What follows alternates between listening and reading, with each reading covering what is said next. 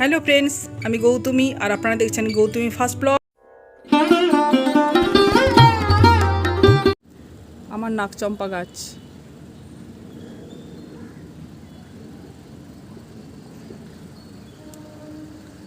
আমার এই নাকচম্পা গাছ প্রায় 7-8 বছর ওই একই টবে, এই যে দেখুন ওই একই টবে আছে। না কোনো খাবার দিতে পারছি, ওই খাবার দিই, ওই সর্ষের খোল পচা জল, না কোনো ফাঙ্গিসাইড লাগে, না কোনো খাবার লাগে।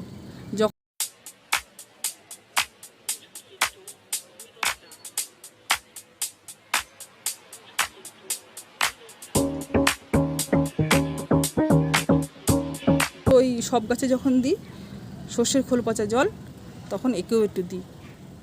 প্রচুর ফুল ফোটে, প্রচুর ফুল ফোটে, প্রচুর ফুল ফোটে, কী বলবো, ভরিয়ে রাখে, সারা বছর ধরে ভরিয়ে রাখবে। আপনারা করবেন, এই গাছটা খুব ভালো লাগবে। দেখবেন সবাই, আমার নিচেও আছে, আমি নিচে নিয়ে যাবো, দেখবেন আমি নিচেও নিয়ে গেছি। এই গাছের বাচ্চাকে নিচে নিয়ে গেছি, মানে আমি এখান থেকে কাটিং করেছি, কাটিং করে আমি নিচে নিয়ে গিয়ে ওখানে লাগিয়েছি।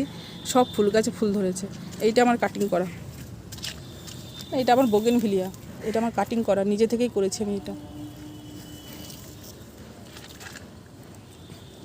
তাই এই নাকচম্পা গাছের পরিচর্যা বলতে কিছুই না, কোনো কোনো ফাঙ্গিসাইড দিতে হয় না, কোনো পেস্টিসাইড লাগে না, কিচ্ছু লাগবে না। শুধু ওই যখন বসাবেন তখনই একটুখানি শিংকুচি, হাড় গুঁড়ো আর ভার্মি কম্পোস্ট দিয়ে বসিয়ে দেবেন, ব্যাস, আর কিচ্ছু লাগবে না। আমাদের 7-8 বছর চলছে, কিছুই করা হয় না। আর ওই বললাম ওই জল দিই। ঠিক। হ্যালো ফ্রেন্ডস, এই যে আমার নিচে নাকচম্পা,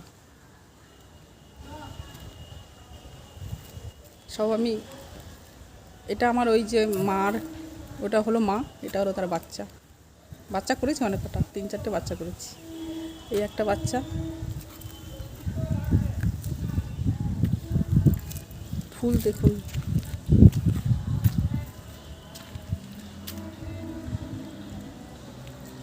কিছুই লাগে না।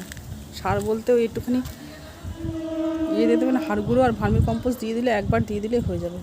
ফুল দেখুন শুধু, কি সুন্দর না ফুলগুলো।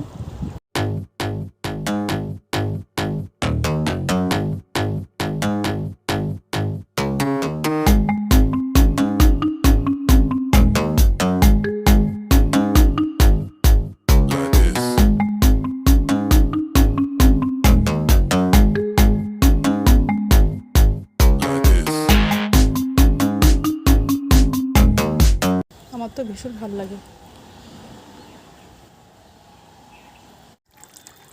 এই একটা বাচ্চা, ওটা হলো মা, ছাদের উপরেরটা। এগুলো সব মাটিতে লাগিয়েছি, এই যে মাটিতে লাগিয়েছি।